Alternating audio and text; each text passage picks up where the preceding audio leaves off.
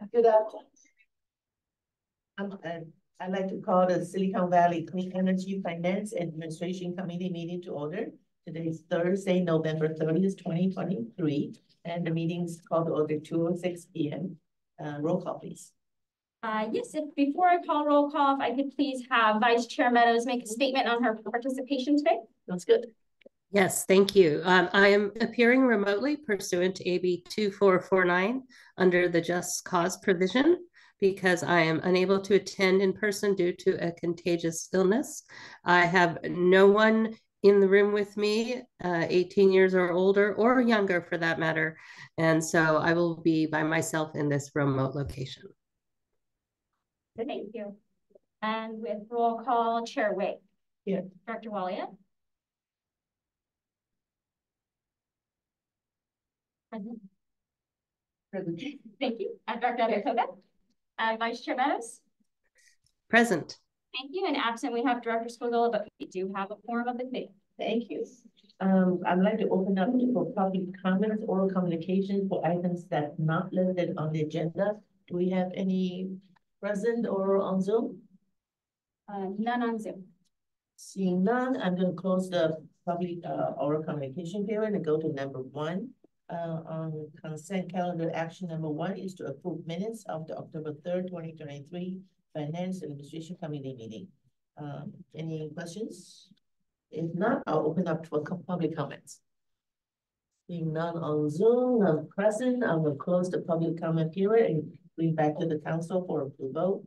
May I have a motion to approve the minutes of October 3rd, 2023? So moved. A second. All right, move a second. Roll call, please. Chair Walia. Excuse me, Chair Wei. Yes. Director Walia. Aye. Director Adekoga. Aye. Vice Chair Meadows. Aye. That motion carries. All right, we're gonna move to regular calendar.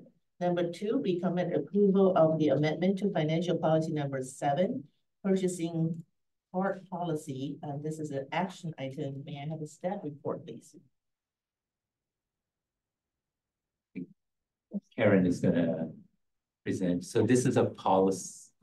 This is a policy that we've had in place since the inception of the organization, and we have not really updated it, and we've actually outgrown this policy.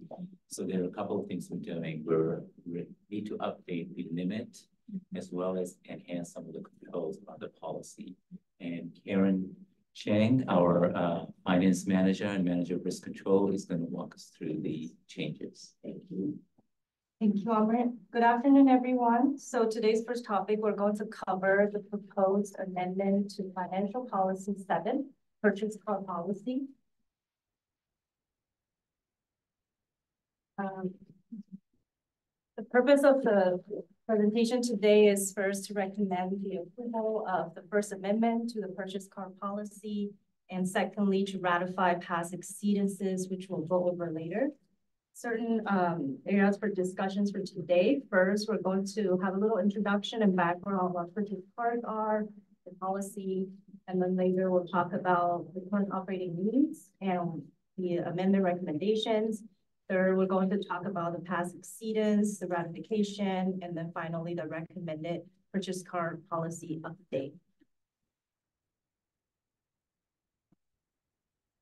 So the original policy, purchase car policy, was first approved back in 2017, shortly after SVCE was established. The purchase car, or sometimes we call it P-cards, is a corporate credit card that is usually used for certain operational expenses that's not possible to be paid through invoicing, check payments, or bank transfers. Usually our expenses like travel, business travel, conference registrations, online courses, certain social media advertisement, or IT software subscriptions. Usually the expenses are listed on the left, what the P-card uses are. The original policy gave CEO, the board clerk, and department directors the use of the credit card. And each had a limit of $3,000 per month per credit card. So the reason we're here to discuss this today is over the past 6 to 7 years, as SVCE has grown both in the workforce and the vendor engagement, we have seen an increase in the use of the purchase car. Also, when we are looking back at the original policy, it seems quite high level. We feel like it's a good time for us to look into the controls and use this opportunity to make updates to make the policy more descriptive, and we can include more controls in place. So here on the table, the first portion on the top is to talk about the current operational needs is due to the growth from the workforce and vendor engagement. And our recommendation for the policy update is to revise the language to say that each car has a maximum limit of up to 20,000 per car per month, subject to the CEO's discretion. And this is not going to apply to all the cars. Usually certain cars have more charges, and we will use those, we'll increase those, but not every single car will have to increase. Secondly, bottom portion on the table is to put more controls in place. By going through this amendment, we will have a better but more clearly defined list of authorized and unauthorized charges. We'll introduce certain requirements on record keeping for car holders. And we will have an outline on consequences for non-compliance and how to keep compliance. And then lastly, for certain employees that's terminated, if they have a card, what do we do with that? So through this amendment, we're hoping to cover these main topics and changes. So any questions so far on this? No? So what will you do with terminated? Terminated, we are going to have them, so basically before they leave, we'll have them list out all of the charges and just clean it up before they leave and then surrender the car. Currently, it's not listed in the policy. So but could they be reporting that, number of the credit card? So then we'll close the card. You'll close card. Okay. So everyone will have a unique. Yeah. Okay, great. All right. So it's not like one, No. account that everybody. Okay. Yeah. Okay, good. It's only the directors who actually have a card, and the directors can delegate another person to use the card. Because sometimes, like my car, for example, it's a lot of administrative purchases that Karen engages in. So it's not organization-wide, not everyone has a card. It's just that the director.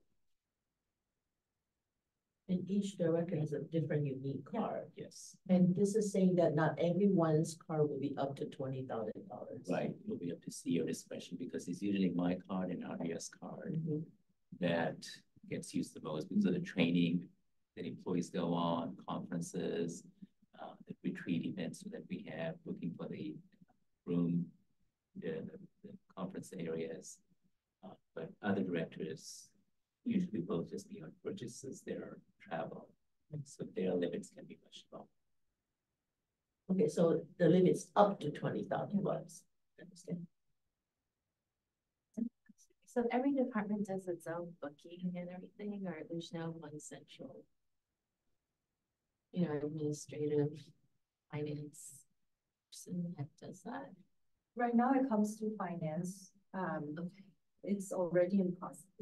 They have their charges. We take the statement. We have all the receipts we reconcile. We already do that. We just wanted to make it more descriptive in the policy. And who can be charged, what can be charged, and the limit of each director.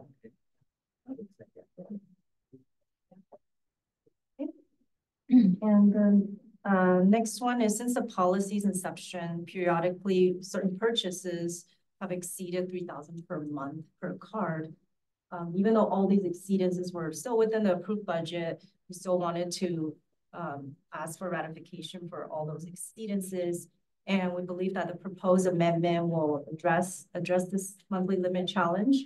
Also, we will implement certain process and improvements going forward. So we'll have dedicated finance staff to monitor this closely.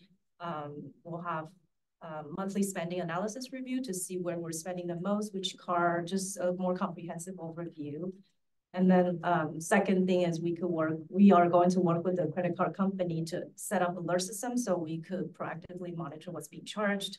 And the limit, if we're reaching the limit, we'll set up a lot of different alerts. And then lastly, we'll have an annual review to take a look at the policy every year, look at our spendings, and if there's any need for revisions, we'll do that. So these are the steps that we're going to implement. So the amendment with the steps, we believe that we'll be able to have better compliance and monitoring going forward.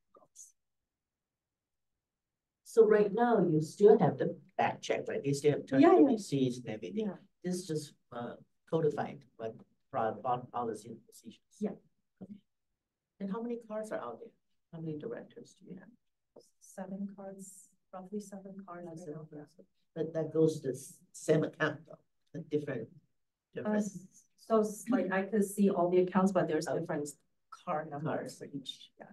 Oh, it's paid by you. Yes. Okay.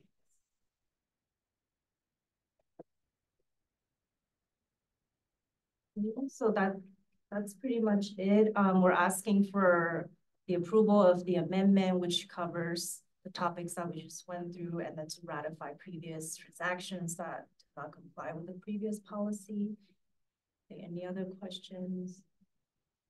Yeah. So the only clarifying question I have is follow to Chair Way's question.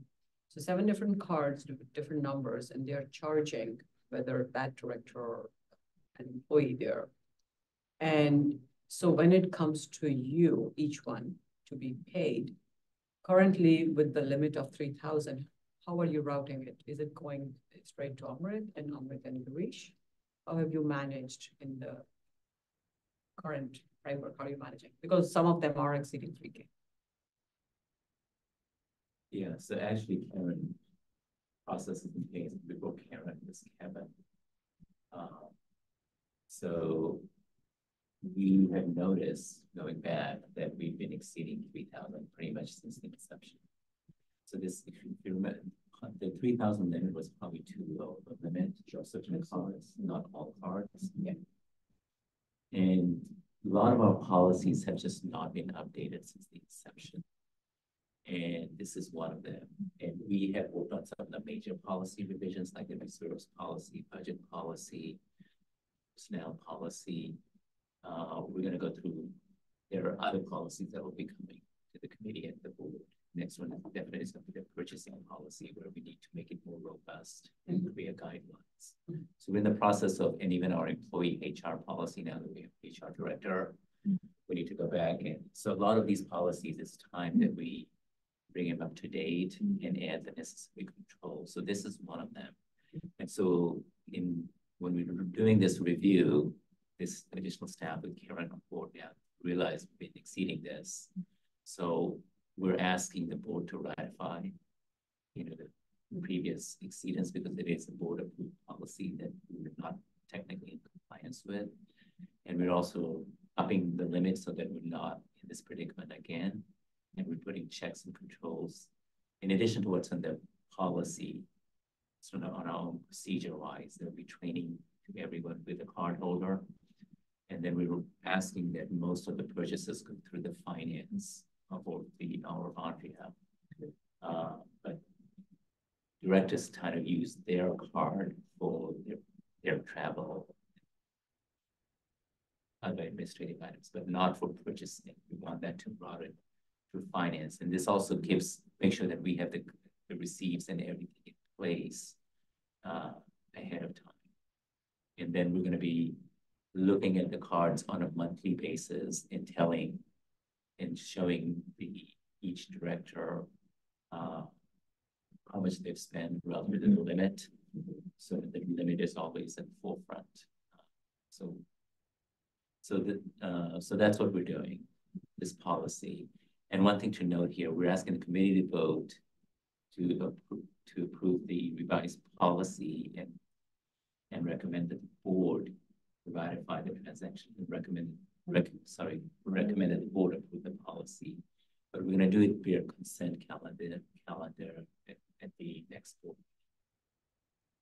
So essentially, as I was saying the other day in a different context, now we are kind of SVCE 2.0 and we are looking at federal government and moving forward with the changes, so our number of employees and all of that at the level where we are.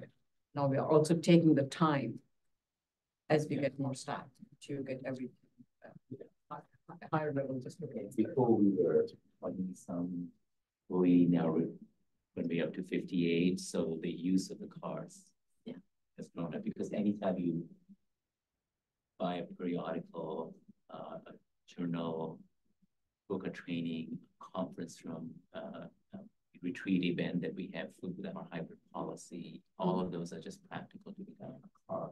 Yeah. Okay. Thanks. Sally has her hand up. Yes. Yeah, yes, thank you. I think mine might be kind of a follow-on and to what you've been asking, which is, so there's a few aspects of this. One is we have a policy, but we haven't been particularly compliant with the existing policy, whether it's a good policy, out of date or not. And so you're pointing out in the report some of the ways that we haven't even tracked the existing policy. And then there's a need to update the policy due to the growth in the organization, et cetera. But one of the questions I think, and so it's good to update the policy because of the growth, et cetera. So compliance will be addressed and a new policy implemented. But what hasn't been explicitly answered is we haven't been compliant, but there's not necessarily been any problems. You're not seeing any malfeasance, although I was a little puzzled by, there was one part in the report about it wasn't clear. It was ambiguous whether terminated employees still had access to the P cards. So I think that the board, or you can make more explicit that this has really just been a matter of, we haven't been following our policy, which needed updated anyway. And so by putting these controls in, we'll have a better granularity on expenses. Or do you need to also point out, and we're correcting irregularities? Because that one comment indicates there might be an irregularity if you don't know whether terminated employees can still charge to the card, unless I read that wrong. I asked a clarifying question too, to Director Edel's question. Have we had situations where terminated employees, if we haven't had any directors who have left, right? So it's more recognizing a potential gap in our policies and practices and want to avoid a situation, but we haven't had a situation where somebody has left and used it inappropriately. Yeah, there's been no inappropriate charges. All charges have been within the board approved budget. We're just adding, it's not that we were not following terminated employees. I don't think we had one director leave, but it's not that we were not following it. It's just that we're adding more robustness to the policy, the language. Because one of the things we did is we compared our policy, which was very not that robust. Because remember, this was written when we first formed the agency. And then we compared it to other CCAs. And what we did was we borrowed some of the language that we felt were good controls, explicitly specifying, put in our policy. So it's not that the process wasn't followed. So some of the update is to just make the policy robust. Okay, and maybe make that clear, because I feel like it says the administration of the P card policy has posed challenges, though that's, I guess, stemming from ambiguities in the policy. Anyway, I do think the one thing you want to make clear is whether or not there's been any inappropriate spending, or if this is all preventative to tighten up the controls. And it was not clear to me that that's the case, the way some of this was worded. So if that is the case and you're comfortable making that statement, then I think it's an important statement to make. Yeah. So we'll modify the staff report. It's definitely more preventive than anything. Okay. Yeah, so along the same lines, I understand, I support, we should definitely change the policy.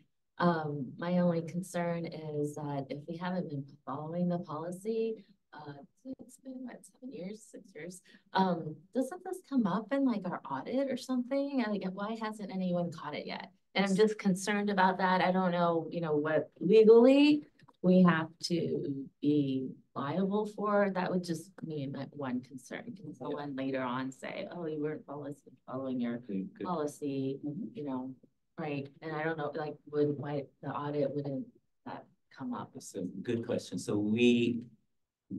all expenses were always validated, make sure there was a receipt and reconciliation by Karen, and before Karen, Kevin. So the only thing that was overlooked was $3,000 limit. Right. The cards would eventually, a couple of cards would periodically go over the $3,000 limit. So that's what happened. Did but you have to approve that, or was there some kind of, you know, that's my concern and it's the past, and maybe it's not a concern, but I just am concerned about the fact that we were not following policy and it wasn't caught, or, you know, this should have come up, right? Even though I know we were small, it should have come up in year 2 or 3, you know, so why didn't anyone catch it? I guess is what I'm mostly concerned about. Yeah, it's just, it was a practice that just continued from pretty much the inception.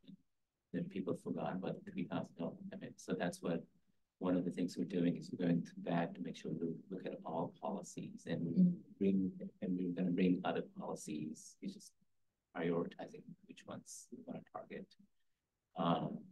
So that's, and then we're putting controls now with additional staffs to make sure that we follow the limit. But all expenses were checked against and validated, make sure they were appropriate. So that part was not neglected.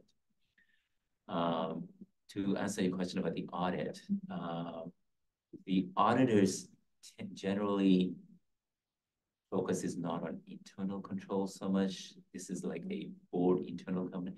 Their concern is the integrity of the financial statements and the controls we have, so that when we're reporting financial statements, you know, are there controls so that the financial statements that we're putting out, there's integrity in it, and there's control some of that. Not necessarily every single internal policy.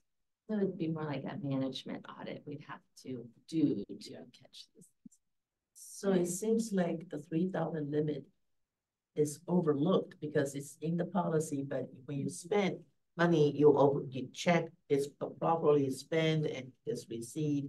But because this is a policy that maybe not everybody reads this policy, it's just the 3,000 limit that's being overlooked. The rest is we exceeded that limit, and what happens is it's a practice in the organization. You've exceeded it. New staff, we have so many staff coming in, you know, and we have so many policies, right? So it's obviously all the expenses were tracked, yes, but the policy that was selected was $3,000 limit. Exceeding this. Probably not the first few years, maybe just, you know, recently. When did you notice that the 3,000 was? It's not all the time, so a small. Occasionally. Yeah, occasionally, but probably since 2017. Yeah. Okay, I think it's good to clean up and up this so that it's not.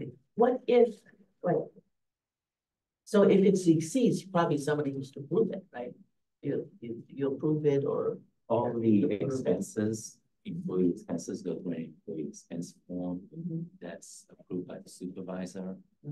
So all of that process was followed. Okay. It's just that the limit, right? Oh, this card has gone over 3,000. You know, that didn't trigger any alarm. And we didn't have the process to say there's a $3,000 limit. I understand. Okay. But with paper routing, everything was still going through the CEO. Well, Beyond supervisors, supervisor for each. Yeah, it goes in this case to Grish, and or Grish delegated in some instances to Kevin or Karen. And then every expense goes into a bill.com process, goes through layers of approval, and I approve it. Now me or accountant approves it. So I actually do see all the expenses, employee expense forms that go through. I have one comment in addition to this. I don't want to forget what Margaret mentioned here. That if there are other policies, as you said, we are going through, anything that rises, especially in terms of accounting or fundamental governance, in terms of what could be or might be either flagged by auditors or later on, the sticky ones, can you please prioritize those first money Yes, from any end? that's what we've been doing. The policy that had very big impact on most of the budget policy, which was one of the first policies we tackled. Reserve policy is very important. We manage our finances. Now we're going to be looking at some of our accounting policies. Next one, as I mentioned, is the purchasing policy. It needs to become, not that we're violating it, it just needs to become more robust, more guidance for the organization. And this is also, there's their energy risk management policy, which obviously has its own kind of oversight already. Which is probably one of the most important policies, which we, every 2 years, we review.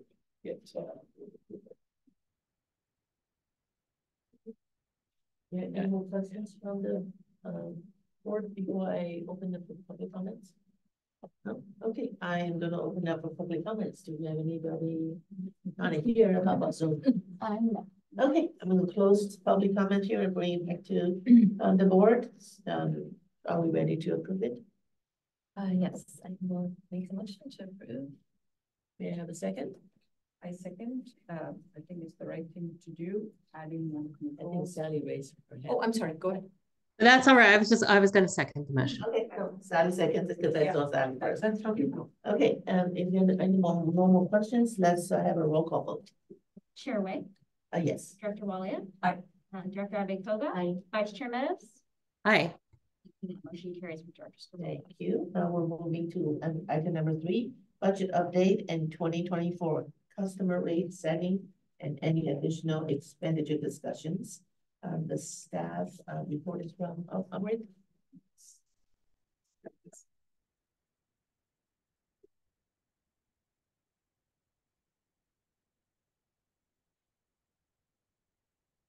Okay.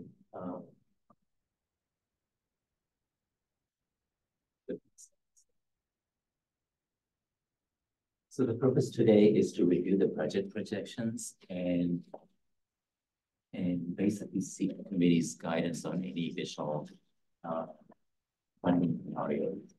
If you remember, at the August Finance Committee meeting, we met with our budget for the fiscal year, and then the board adopted the budget in September. At the time the board adopted the budget, we said, as we've done in prior year, we said there's usually more certainty on PG&E rates and PCIA around this time of the year.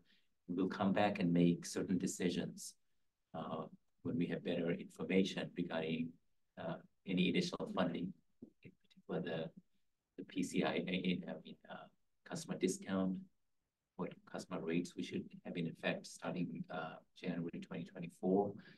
And then other funding areas such as additional funding for programs or SVCE building. So what I'm doing today is I'm going to do a recap of the updated assumptions and how the budget projections look now versus the adopted budget. I'm going to show you the comparison of that. We'll talk a little bit about how our reserve projections have changed with this update. And then we'll engage with the committee on additional funding scenarios that you can recommend to the board for consideration. And the last item is an accounting true-up item, programs fund balance. And I'll talk about that when we get to that slide.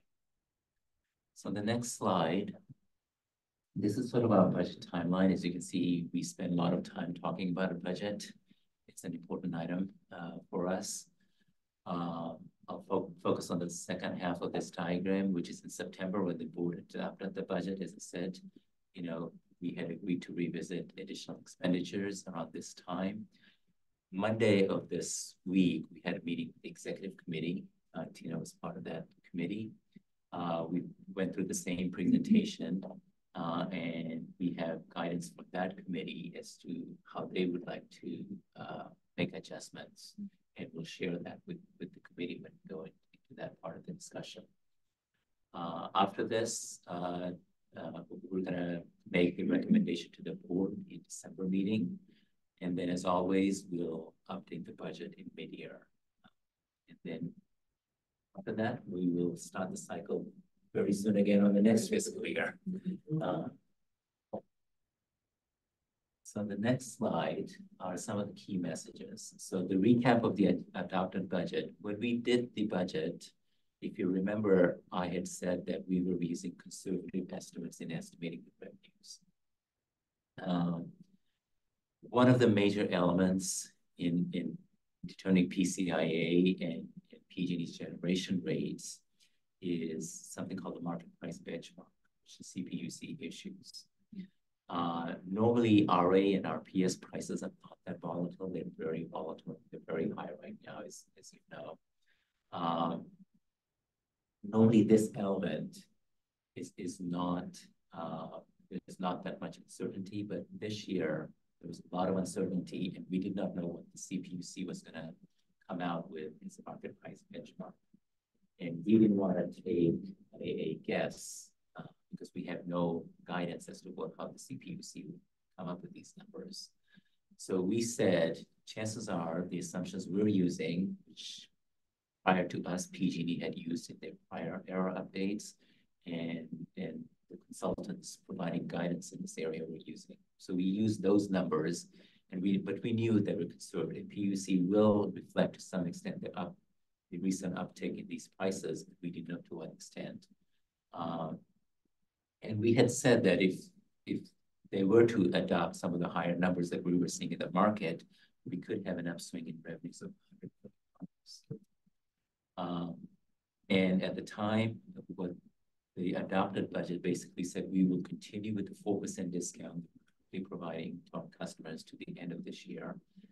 And then for setting the rate of the budget, we said starting January 1, we'll adopt a 1% discount with an additional 1%, the dollar amount for the 1% offered as a bill credit to low-income customers. So overall 5% discount with 4% to everyone, but then 1% in a dollar bill credit to low-income customers, which actually on a percentage basis for low-income customers is pretty substantial, probably like 12% or so. In addition to the 30% they get on PG&E transmission and distribution rate discounts for the care customers at least. And at the time, the board agreed that we will revisit the customer discount and any additional expenditure that included additional funding for programs or an SVCE in office building when we have more information. So now we're at that time. PG&E, CPUC updated their market price, and there was a substantial increase in RA and RPS prices, so that was good. And using those MPVs, PG&E updated their error forecast in October. So we used the rates that they projected, and that basically contributes to about $127 million increase in our revenues versus what we had expected. And then it also improves our bottom line. Instead of contribution to reserves going from $8 million, about $8 million, it's going to about more like $128 million. So very good news. Our financial picture looks very good. And last year we had a very good financial year. So this is very good news. So if we were to just stay with what the board adopted, then without any additional expenditures, our reserves would increase to 334 days of cash on hand. If you remember, we had updated our target to 300 days of cash on hand. So the first time we will actually be at or slightly above the target, but it's well below the 490-day max target that we established. If you remember the way we established those targets, we looked at the stress test, and we also incorporated some feedback we got from the rating agencies, where they said, you know, our reserves in excess of 300 is something that they think is credit positive. We have positive element in assessing our credit.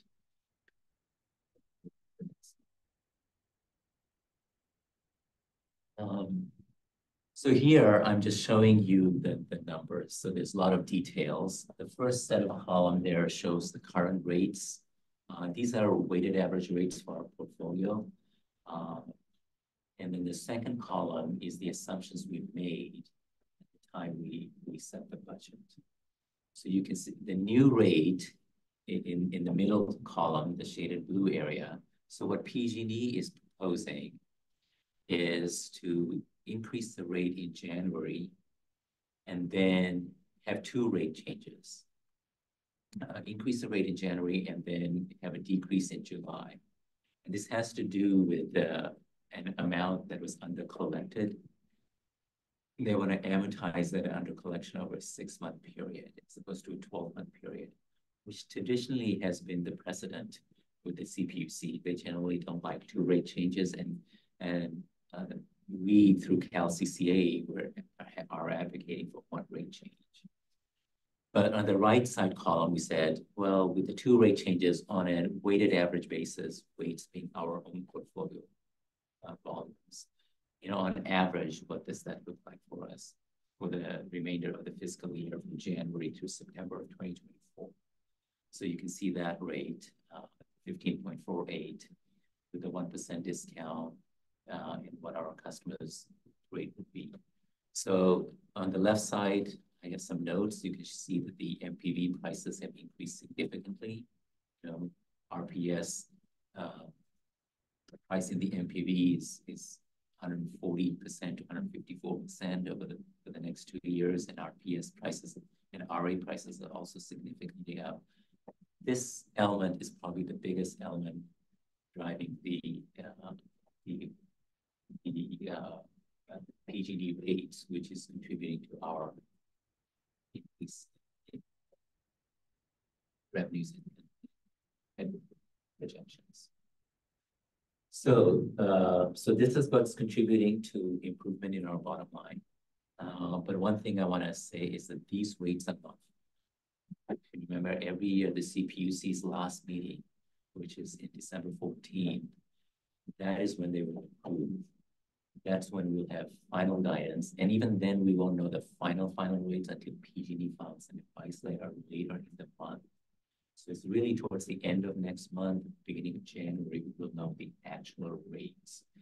But the expectation is these rates are not going to be that significantly different.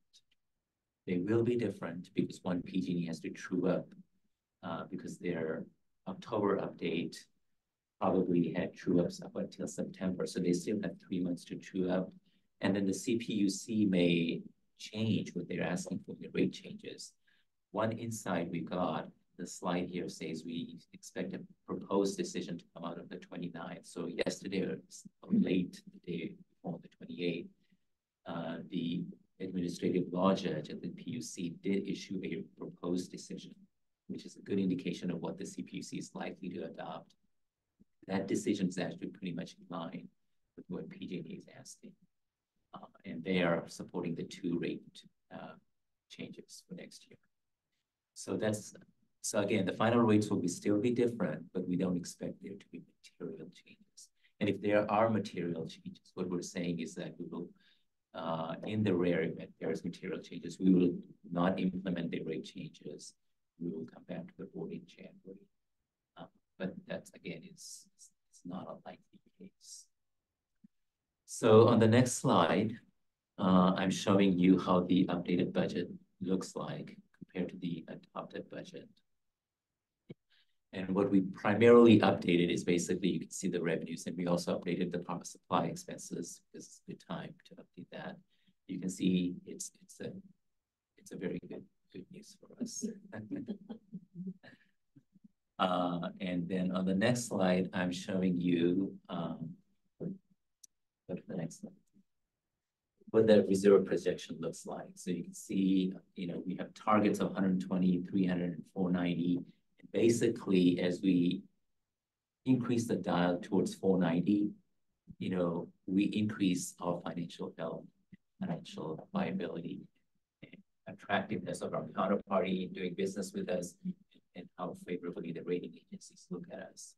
So again, as I mentioned before, if we were to keep the expenditures at the adopted level, we would be at 334 days of cash on hand.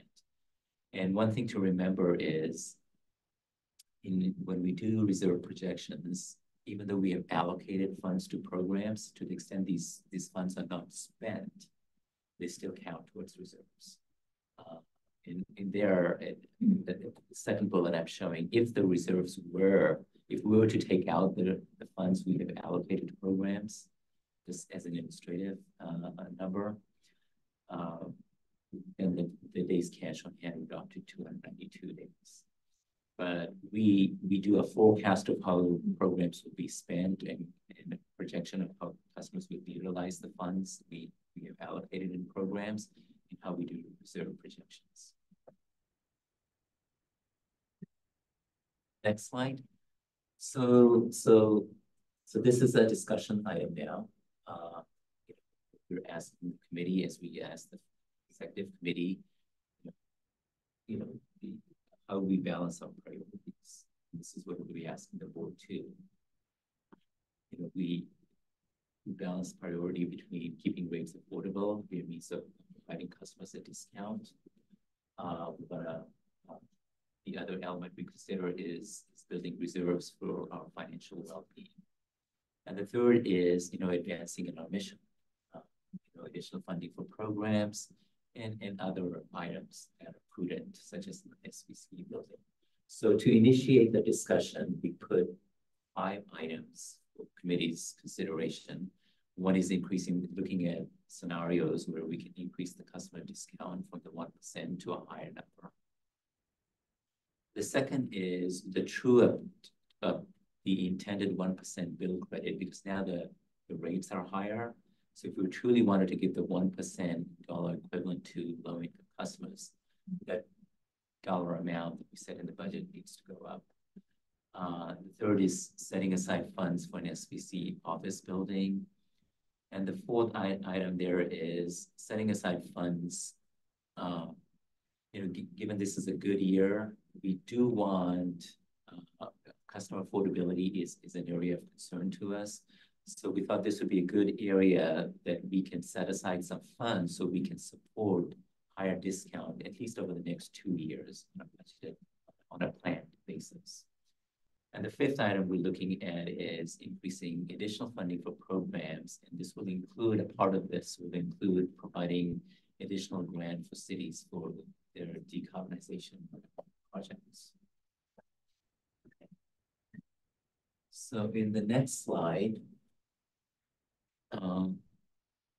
what we've done, and there's a slide after this where we continue with the scenarios, we came up with basically 6 scenarios. And in this slide shows 4 scenarios.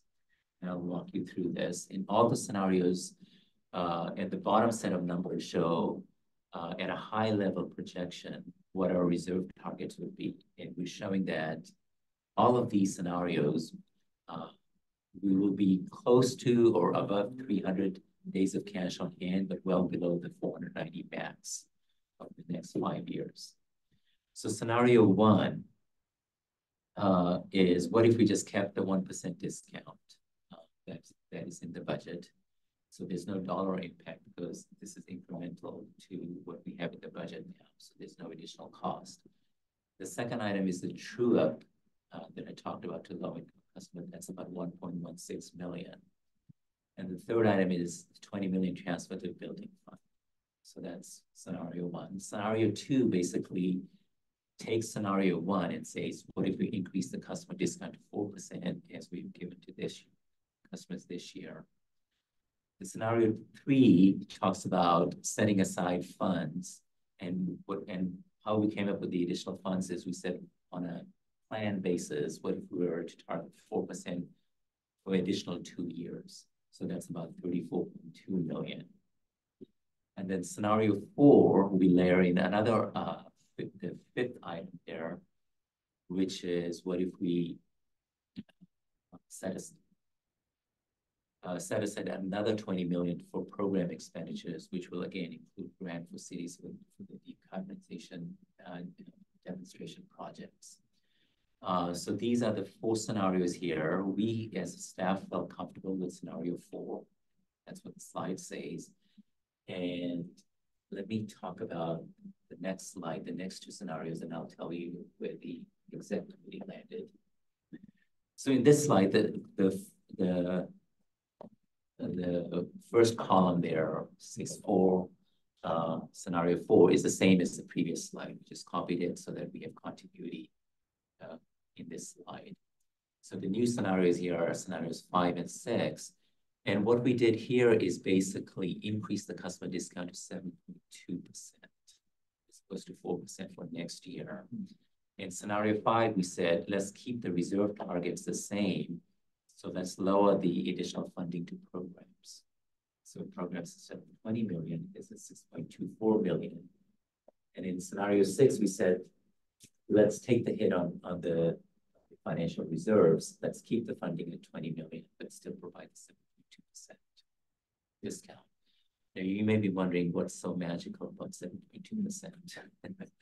So what we said is, and I think in my slides that went out to the committee, I had said that 5.5% would have kept customers indifferent to what they're paying relatively right now, inclusive PCIA.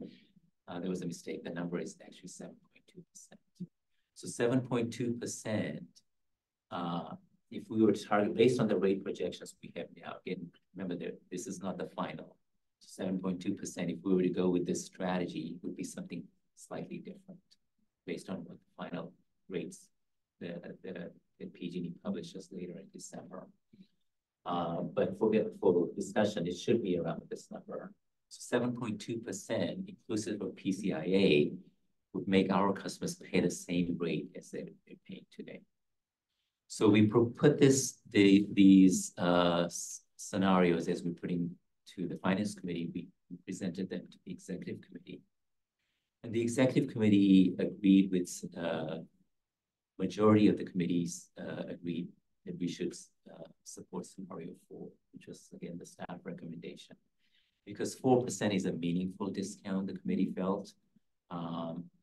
And the true up makes sense because we're giving the intended discount to low-income customers as we had intended.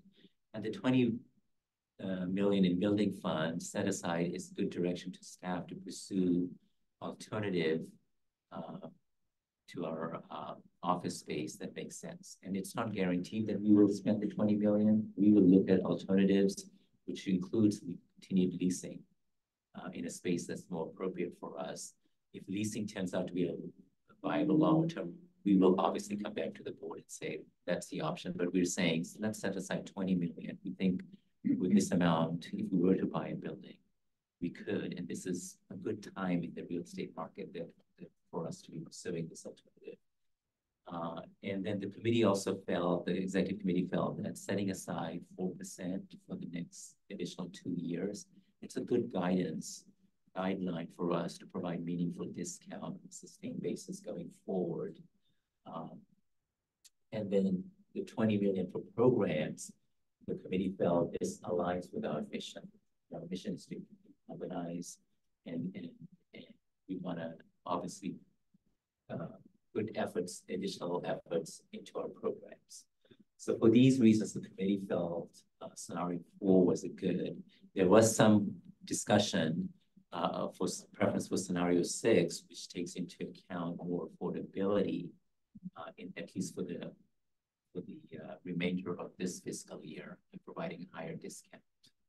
But majority of the members felt that providing a more meaningful discount rather than providing a 7.2% or whatever the percentage happens to be, and then lowering it the future year up and down, it doesn't really make that much sense. Whereas 4% is a meaningful discount, we can still advance on our mission, which is to provide additional funding for programs, keep the financial viability, and keep the options. By keeping more reserves, we are keeping the organization in a good financial position, and also we're retaining options in the future as to how we can use those funds on behalf of our customers. So that's where we are at this point. we want to ask the committee, there's another slide about the accounting true-up. I can wait before I go to that slide and ask the committee for feedback on how the finance committee feels about these options and which option the committee would like to recommend to the board. Open up with director questions. Sally has her hands on it. Yeah, I was going to ask, since 5 and 6 seem to be ruled out, which I think is appropriate, could you put it back to the previous slide then, which shows us 1 through 4? Because I think that's probably what we're considering, right?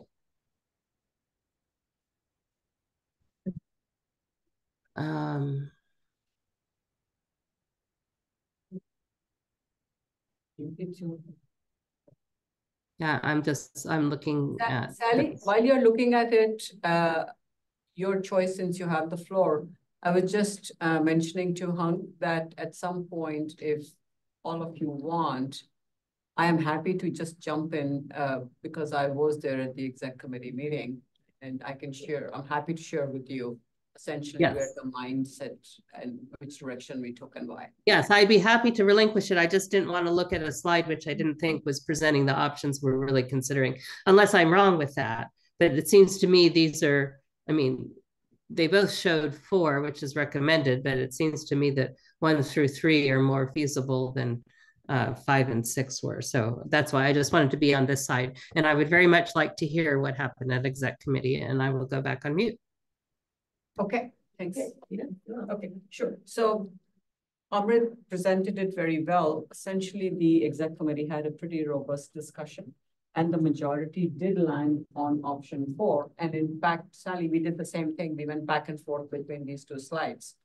So between 5 and 6, the little discussion that we had on that, clearly the preference was for 6. We landed on 4, the majority did land on 4. And I'm the one who had suggested at that point, why are we landing at 4 and why not 6? Because it's a good statement to make that we are keeping rates flat. So a couple of things that came out was that the PG&E transmission rates are also going to go up. So the customer is going to take a hit. And that was my question. I wanted everyone to think it through. Are we willing to give extra, increase the prices? One specific point made was keeping discounts stable over time, longer term, is a good message to give to the customer. Currently, we are at 4. We are planning the next 2 years at 4, which is on in scenario that is column 4 as well as in 5 and 6. So continuing with that this year as well makes more sense rather than the volatility, because that may happen. Again, going back to what Amrit said, the goal is to, for SVCE, is to provide reliable, clean, affordable energy while keeping in mind that the agency is financially secure, long-term viability. So one of the members, because one of the members did pause later on and started considering, would it help not give 7%, but 5% or 6%, because we are concerned about the impact on the customer's pocketbook, especially when we are going through the 13 different jurisdictions that we serve so many residents and with inflation and everything. So again, nothing new to add. It is just I wanted you to be aware that we did talk about it. And the key reason was to have stable discounts of 4%. And even though we see the value of keeping the rates flat, the consistency of the discounts, 4% discount over PG&E is a simpler message for a longer duration. That's about it.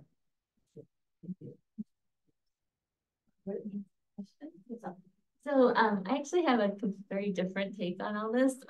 My interest actually would be to see, my question is, have you looking at commercial property right now? Do you have a sense of how much 20 million could get us, or what do we need to have to get a building that is adequate? in this market, because, you know, it's cheap right now. And I just always have believed in, you know, what we do at the city, we try to hold land and hold property. That's like the most valuable commodity to have around here, as we know. It's a great investment. So that's what I would actually want to do, is see if we can buy a building. So my next question and follow that is, it says transfer 20 million. How much do we have already in the building fund? We don't have any. We don't have any. Which is starting that, okay. So, Like, can we buy, like, you know, for 20 million? yeah, buy that's a project. Karen is heading that project up. And actually Grish is working, and we've asked Grish before he leaves to help us complete that project. So we are definitely with this direction, if the board directs us, we will certainly, we are already engaged with brokers in having this discussion. So they have proposed some buildings around our service territory that we're considering. We're going to go through the full, we did some back of the envelope. We thought 20 million should be sufficient. Okay. But obviously any action we take, we will have to come back to the board to approve it. Yeah. And if it happens to be more or less, we think it's sufficient, we will put that in, because this is an economic analysis. Basically, we're looking at over the longer term, is it cheaper to lease or own? Yeah. And obviously, as you mentioned, when we own, it's an asset on our balance sheet. So we will give those considerations, and we will come back with specific proposals for the board to consider. Yeah, that's my priority, because owning land here is, you know, you're not gonna lose out. We're gonna profit at some point. So I just want to make sure 20 million is enough before we actually set anything into stone. That's my priority, would be my priority, frankly, is the building fund. And then in terms of the next thing for me, to be honest, is programs, because I appreciate, and I do realize that all of our cities are different. But to be honest, like, you know, whether it's 1% or 4%, you know, on $100 bill, we're talking about $1 or $4, and that doesn't really move the needle. And PG&E is going to raise their rates anyway, so the customer doesn't, you know, they're starting to understand SVCE, but not yet, right? So I don't think $1 or $5 is going to be like, oh wow, SVCE is doing, you know, it's so great. I think, but my concern is like, and my interest is really, you know, what do we need to do to get everyone to have a heat water pump, or, you know, the sufficient amount of EV charging stations in every city? Like, we need to get there, as I feel, that to really, you know, get to the carbon neutral by, what are we talking, 2035? We really have to put in investments, real investments, you know, multifamily complexes, apartment complexes, getting those right chargers in there, and converting those is a huge lift. And that's why I actually would prefer to put more money in programs and not so much in the discount rate, because I just don't think a $5, you know, discount's gonna really wow people. But let's say, you know, you can give someone a heat water pump, that might wow people. So that's where my interest would be. I will follow up on that, but I stole the microphone from Sally, so I'm sorry that I stole it. I will come back to that. But want you to do. Good. Did Sally raise her hand? Oh, earlier, because that's what I mean. Okay. She was the first. Okay. Any more questions? If not, No, Sally had questions. Sally has a question. She was the first. Yeah. Sorry, do I have the floor? Yes, yes. Okay, I was just gonna say, this isn't really a question, though I don't know that you have quantified what Margaret just mentioned, which is actually an intriguing possibility. So I like that, but it's hard to have these on two different pages, and there's really only a difference in one column, and you have quite, I think you can put all 6 of your scenarios, or though maybe I'm now advocating for 7, depending on the building. So you don't have to keep, so you have all of them. It's very difficult to have the scenarios you're talking about on 2 different slides. I pulled up the presentation myself so I could look at it, but if you want to have an informed discussion at the board, I would have them all on the same page. I don't know if it's just maybe just the way I look at data. If I have to go back and forth, then it makes it harder to follow. I have a question on the set aside fund, at least 4% for 34.2 million. If finance continues to do well, will we be able to offer the 4% without having to spend the 34.2 million in the next 2 years? Sorry, Yeah, the question is, if the finance comes, starts, it still continues to do well, do we need that 34.2 million? Well, we might not spend it. We don't know, right? Yeah, the board is not committing for future actions. We're just saying this is the way we're budgeting for current finances. So the board, next year, the board will make the decision for next fiscal year, looking at the finances. Who knows, next year, I think it's going to be a good year. But if it tanks, you could say, no, I'm not spending that 34 million. But at least on a planning basis, we're saying, let's not spend everything now. Let's provide some stability on a planning basis going forward. So that's that.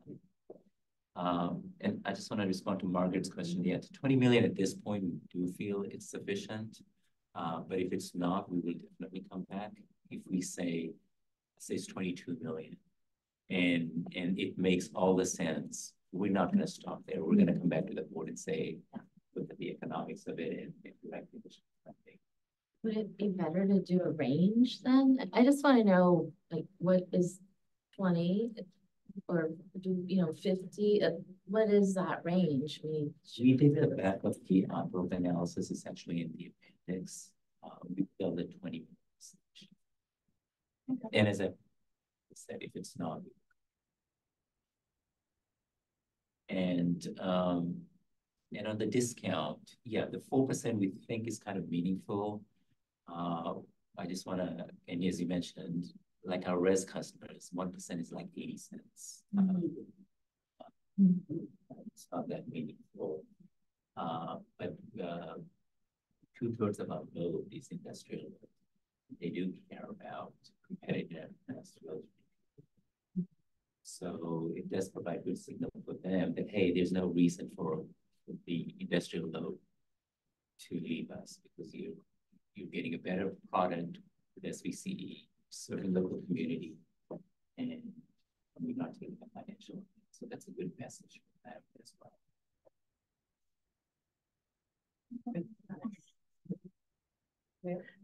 Do you have any more questions?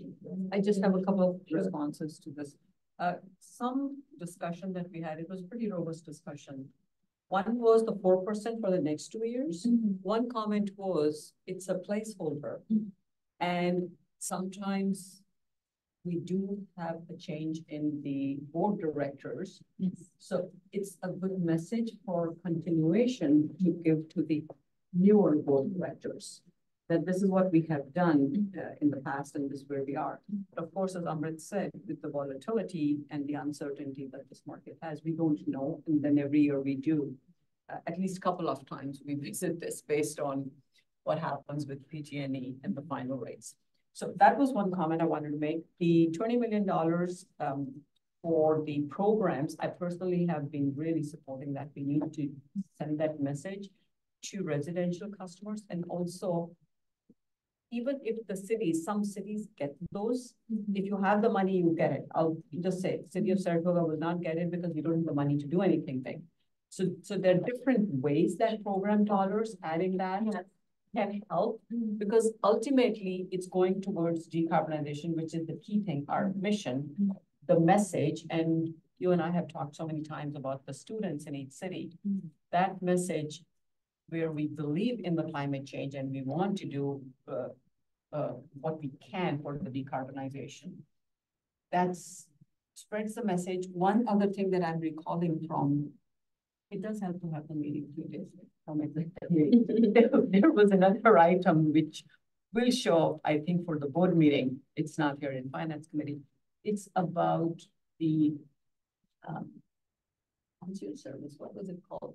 Where we are finding ways to spread that message. It's one of the programs, Go Electric Advisor Program launch, where there's an 800 number working with SMUD. So all of these we are keeping together at a higher level. How can we work towards our mission? And this is just the financial part. So that's why I agree with you about the 20 million in the programs fund there. The 34 million, again, Amrit mentioned, that depends next year what happens. The building fund also, if we need more, one other point. Yes, in scenario 5 and 6, actually, if you look closely, the days of cash on hand, really what we need is 300 for better credit agency rating. So there is already some leeway there if we need to, there is some wiggle room. And these are not all that we are committing to right now. I mean, there is some, we don't even know exactly what the final rate is going to be. So those were some of my higher level thoughts in addition to what you are, or rather in response to what I'm hearing from. I think Sally has her hands up. Yeah, yes, thank you. I do. So I see 3 things that are important. I think the 4%, but not necessarily, especially if you're expecting next year to be a good year as well, then we don't necessarily need to buy it ahead of time, which is, I think, what which some of this is, or no, I guess, sorry, I'm just having a hard time following. Maybe it's probably me being a little muddle-headed, but anyway, I think the 4% is meaningful, and trying to keep that over time. But I think that the most visible thing, because well, and 2 things, and I support Margaret's idea, especially if 20 million is close to being a building, not just like a down payment on a building, then I think that's a good goal, especially if the timing is right for that.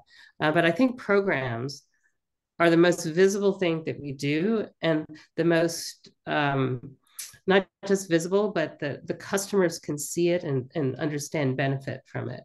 So versus, even if we say, oh, this is a 4% discount on your bill over PG&E or something, as Margaret said, that's very few dollars on a bill. So I think programs, and we do a good job publicizing them, whether it's our Cool Streets program or whether it's the winners of the electrification and all that. I think that's where we get a lot of bang for buck. So to me, those are the most important elements, not elephants, but elements. So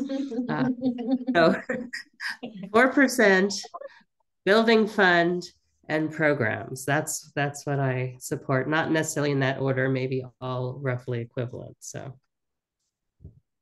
Okay, no questions. I'm going to open up a public comment for now. So, no one here. How about on Zoom? No, no. All right, now close the public comment, bring it back to the directors. Any more discussions? Yes. Recommending anything, or what? Yeah, so we didn't ask for a vote because there are 2 committees that are looking at this. So we didn't want to say one committee voted for this, one committee voted for this, but a recommendation that we could summarize to the board.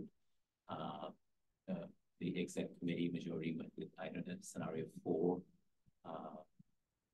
And it's like that's what I'm hearing here as well. So the board, at the board level, they can still make changes. Absolutely. Right? And one question I do have is, for the board, do we want to go through all 6 scenarios, or do we want to compress it to say, we've discussed it with the EC, we've discussed it with the finance committee, and here's the majority. Yes, what we go through. Yeah, so 6 scenarios. Yeah, and nobody went for 5 or 6. One right? and 2. And 1 and 2. Yeah. We will have it in the staff report. It's just Right. that It's in the staff presentation. Right. So we can just summarize what the committee's recommended. Only four then for the presentation or a couple of options? Also, I guess my question is 4 would be fine, but as we discussed, there's a little bit of, as long as there's a little bit of leeway for more building fund if we need it. And then like if the 4% isn't needed for the 2 additional years, can we put that 34 million into programs? I think that's what I'm interested in. I don't want to set it in stone. I just don't want to limit a program, you know, and of course it depends on how much can be spent, but in programs, but you know, I guess it's me, I'm looking at like, So what would it take to have every city have the optimum number of EV charging stations? Like, how much is that amount? So let me add some color to that. So one, the 4% set aside is not guaranteed. It's just what we're doing on a planning basis. The board will have full discretion next year to agree on 1%, 0%, or 4%. We're just doing it on a planning basis, saying, how do we plan 5 years out and reserve projection? But the board is not making that decision. That'll be made in next year's budget. That's what we're doing this year. So the 30 is just for planning. The 20 million in programs, let me just say, programs at the end of September, we have 71 million unspent. Oh, okay. So it takes a while for these programs to have traction. This 20 million additional, chances is not going to hit the financial picture until fifth year. If you look at the reserve projection, that's the year it's hitting it. It's just that we're planning right now, you know, as to how we should be planning out 5 years, given the financial projection we're seeing. So we're putting 20 million, chances it's not going to be spent. And let's say next year there's a financial crisis. The unspent program dollars the board can put back. That's why in financial projections, we still show it. We want to let the rating agencies, our counterparties know that board has that discretion. You know, unspent dollars can be recaptured. So it's not that we're delaying program. There's a slide at the end that shows we have even though we have 71 million remaining unspent, we have committed a lot of them. We still have something like 17 million that's uncommitted at this point. So this 20 million is not delaying our effort. If you remember at the September board budget approval, we said biggest thing we can do for programs right now is increase our marketing staff. So we can be out there in the community telling them about our programs, and that's what we've done in the budget. We have hired more marketing staff to actually further promote our programs. Wait, can we, I don't know which committee, but can we do a deep dive into programs and, you know, have these, like, I guess I just want to have numbers tied to, I know, like, right, EV chargers. How much do we need? And you know, knowing that we probably can't fund it ourselves, but like, what would $100 million do? Maybe an extension of that study session that we had in, was that September, October? Yeah, October. I think his intention was to have. Okay, yeah, sure. Or I wasn't there yet. Oh, okay. I think that's a really good introduction to the overall program portfolio, but I think his intention was to go further and drill down into the plans and goals. Maybe we can send that to him. That'd be great. Yeah. Great, sorry. That'd be great. Okay, yeah. You did a great job. Oh, thanks. Can I add one thing? Yeah, so it was just an observation again, I've been struggling, and it's probably just me with these scenarios, but I wonder if the way to present this, particularly if both groups that have discussed it sort of gravitate towards number 4, have 4 as a baseline scenario, and then 1 to 3 are to the left of it, and 5 and 6 are to the right, and that gives a point to talk about it. I don't know. I was having a hard time following it. But if you're picturing a diagram where the baseline is actually 4, and then on the left of it, it's less spending and lesser scenarios versus the greater ones to the right, it might help the discussion. But again, I'm a one-off scenario today, so don't take me too literally if everyone else found this clear, but I just found it kind of a difficult discussion. Yes, I think 5 in any case should be removed because between the 2 committees, 8 board directors are not even thinking about it. And so even if we wanted to present 6, 5 for sure, I see no reason to keep there, to reduce. And then I want to hear from you so that we can all give direction to staff, which scenarios we want there, if at all, more than 4. I was thinking putting it in the staff report. I can certainly remove scenario 5. At the board discussion level, the presentation, if the committee feels comfortable, we can just go, since EC was supporting a 4, we can just go with this is how we prioritize the spend. I don't see the necessity for guidance. But I think the report probably just put 1 to 6 as we see it. I think everybody should see it. They've been the staff report. Yeah, right, yes, we can say that those committees recommended 5. Yeah, because there's 4. Yeah. A lot of numbers for Do we need a motion? Yeah. But maybe you 2 are on board, right? Yes. So you can speak up. You can say some building. There's still a robust discussion right there. Okay. So are we okay with this item? If not, then we can come to the end of the meeting. Committee and staff remarks. I think there's one more tiny little thing in this item. oh yeah. The last slide. Oh, sorry. That's right. It wasn't. Okay. So slide 11. This is accounting true up. This is actually, this sounds complicated, but this is a governance item.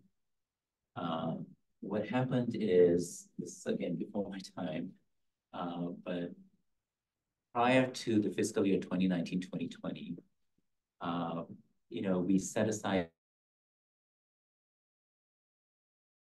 But as you know, as I said, programs, just because we fund it in one fiscal year's budget, it doesn't get neatly spent in that year. The planning, the execution, and the customer's utilization of fund goes into multiple years. So in light of that, the programs fund was created. So we set aside, put it in the funds, and then we have that money on a planning basis, and our customers can utilize that over a number of years. But when the fund was created, the board had, up to that point, had allocated, with some adjustment for some grants that was received, about $10.125 billion. The intention when we created the fund was obviously put that money into the fund the board had previously allocated. But this is, again, is a governance item. We never explicitly asked them to say, authorize the rollover of the fund. This is a cleanup item. In our accounting records, we never reflected this because we didn't get a clear, explicit approval from the board. So our treasurer's report, we show lower funding. This doesn't change any of the numbers in the previous slide, reserve projections, because we knew that this board intended this to be for programs, so it's in there. So here we're just going back and asking, so that we have it on our record that yes, the board explicitly gave this approval to roll over this fund into the programs fund when it was created. So that's what it is. Once we get this clarification from the board, we will update the program balance in the treasurer's report. Okay.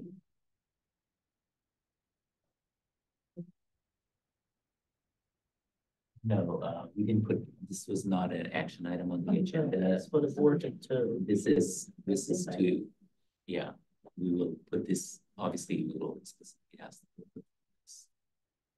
So where is the money now? The money is actually, again, it's part of that 71 million that's remaining that I talked about. Okay, But in the accounting records, in the treasurer's report, we don't account for it because our accountant says, where's the approval from the board? So we say, so it's not in that bundle, where is it now, which? it's in the reserves. The reserve. Oh, it's Reserves, okay. but in the planning that I showed you over, we are actually forecasting using this 10 million over the 5 years. So it is accounted for in the planning basis. We just want explicit approval from the board, so the government is clean on this side. It's already there, we just need the board to rectify it. Yeah. We don't need to do it, okay, right? Okay, understood. Okay. Now, this number 3 is, analyzed with the committee and, staff remarks.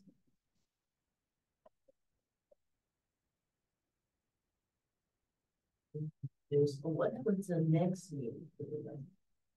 That's a good question. So, there's gonna be new elections in January. Right. We will like to have a finance committee meeting in February. It's gonna be a very short turnaround when the board meets in February to elect the committee. We will have to have a meeting very soon thereafter because the media budget will be due in March. The rest will be a part of the mid-year budget. The last budget. That'll be the last budget action, yeah. Okay, if there's no more committee comments or staff remarks, I'm gonna adjourn the meeting at 3:27 p.m.